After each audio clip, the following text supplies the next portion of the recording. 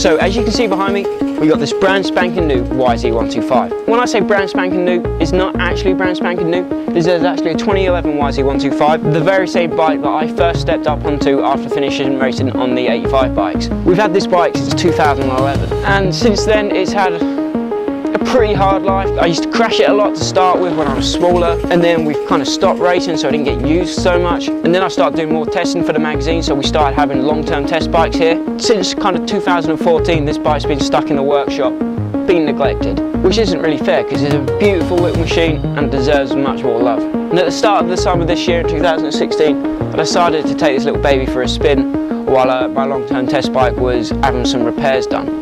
So we took it for a spin up at Besthorpe, a great little track to ride 125s around, and I had such a good day on it, ripping and riding and railing and really having some fun back on the two-stroke. And then lo and behold, boom, complete seize, day over, the bike was done. I was gutted because I was having so much fun on board the two-stroke here, and that was it. It looked terminal, to be fair, and I was pretty devastated because this has been a trusty little steed, and I thought it was game over. Then the light bulbs blinked. What if we could turn my YZ125 into the ultimate 125? Turn it into a project bike for Dirt Bike Rider magazine. And that's just what we did. In comes the Back to the Future concept. What we wanted to do was bring this 2011 YZ125, which is essentially the same 125 that Yamaha brought out in 2005, and bring it back to the future. Update it with all the bells and whistles, bring it up to speed to rival the KTM and Husky modern day equivalents. And since then, in these last 6 or so weeks, we've been working hard on bringing this thing back to life. And I'd say we've done a pretty good job. She looks mighty fine if you ask me.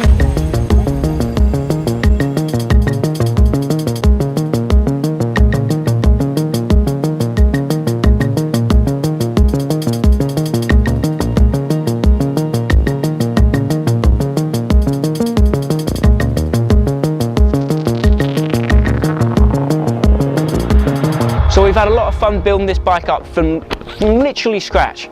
Every single component was taken off this bike and either scrapped or cleaned. And we've got a lot of people to thank for helping us turn that tired old YZ125 that we had stuck in the workshop for a few years into this beautiful little machine we have here today. Firstly, we have Hardcore Racing. Roland at Hardcore has helped us out with my bike since way back in 2009 when I was riding minis. And without Roland, this project wouldn't have been possible. The bike went over to his workshop and he stripped it down completely. He took off all the components, the swing arm, the frame, and he vapor cleaned it. Put it in this machine, took up all the grease and grime and dirt, made it look brand new. He also tuned the engine out for us to help us get this bike up to speed with the KTM and Husqvarna. That process is pretty top secret and Roland likes to keep it that way, but I can say we've had a long rod conversion and we've also got a VHM piston in there. Roland also hooked us up with a full HCS exhaust system, as you can see, right there, to keep it sounding sweet.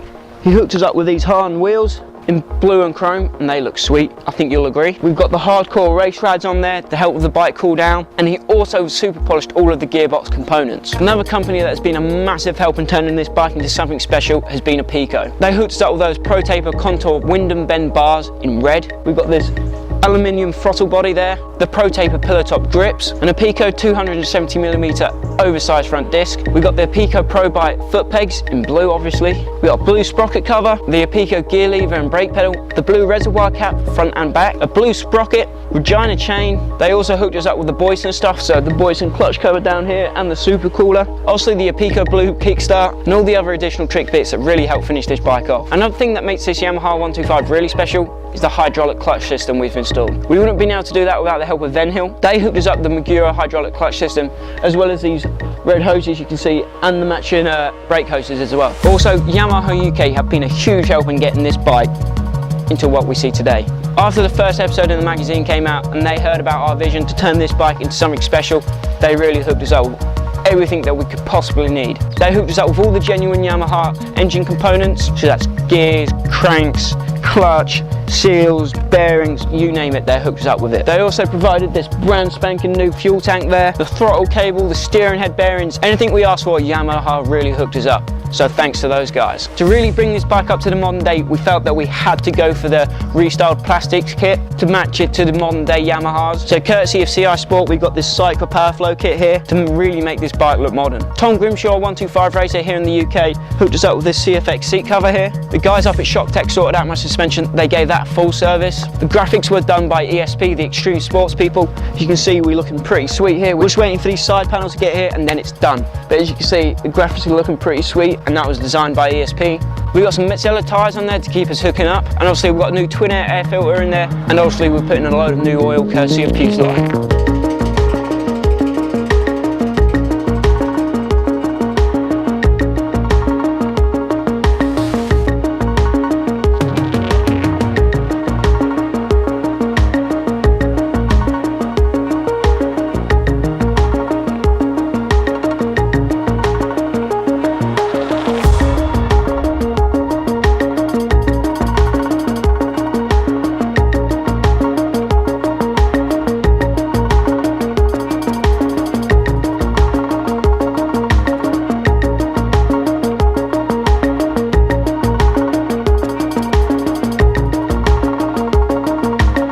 Is this the greatest 125 on the planet? I don't know. All I know is we've brought that tatty old 125 back to the future. So for now, it's 2 Fast Max, aka my McFly, saying welcome to the future. Rob!